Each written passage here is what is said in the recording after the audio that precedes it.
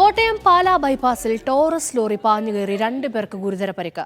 അടിയിലകപ്പെട്ട സ്കൂട്ടറുമായി Taurus lorry 8 kilometre ഓടി. പരിക്കേറ്റ മേവട സ്വദേശികളായ അലൻ കുര്യൻ, നോബി എന്നിവരെ ചേർപ്പുങ്കലിലെ സ്വകാര്യ ആശുപത്രിയിൽ പ്രവേശിപ്പിച്ചു. റോഡരികിൽ സ്കൂട്ടർ നിർത്തി സംസാരിച്ചുകൊണ്ടിരിക്കെ ലോറി ഇടിച്ചു കയറുകയായിരുന്നു.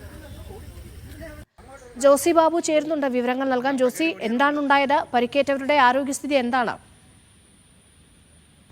രേഷ്മ, ഇന്നലെ രാത്രി 11:30യോടെയാണ് പാലാ ബൈപ്പാസിൽ ഈ അപകടമുണ്ടായത്. റോഡരികിൽ സ്കൂട്ടർ നിർത്തി വർത്തമാനം പറഞ്ഞുകൊണ്ടിരുന്ന യുവാക്കളുടെ നേരെ ലോറി ഇടിച്ചു കയറുകയായിരുന്നു.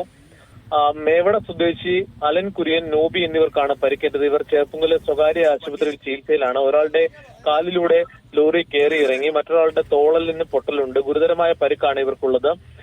അതേസമയം ഈ അപകടത്തിന് ശേഷം ഈ ലോറി നിർത്താതെ 8 കിലോമീറ്ററോളം ഓടിച്ചുപോയി. ആ വാഹനത്തിൽ ലോറിയിൽ കുടുങ്ങിക്കിടന്ന സ്കൂട്ടറുമായാണ് 8 കിലോമീറ്ററോളം ഓടിച്ചു പോയത്. കോഴ ഭാഗത്തേക്ക് ഓടിച്ചു പോയ ലോറി പിന്നാലെ പോലീസ് പിന്തുടർന്നെത്തി. പിന്നീട് ലോറി നിർത്തി മറ്റൊരിടത്ത് ഇടിച്ചു നിർത്തി. ലോറി ഡ്രൈവർ ഇറങ്ങി ഓടുകയായിരുന്നു. എന്തായാലും ആലുവ സ്വദേശി ആളുടെ ഉടമസ്ഥതയിലുള്ള വാഹനമാണ് എന്തെന്ന് കണ്ടെത്തിയിട്ടുണ്ട്. ഈ മദ്യക്കുപ്പി അടക്കം ഈ ലോറിയിൽ നിന്നും കണ്ടെത്തിയിട്ടുണ്ട്.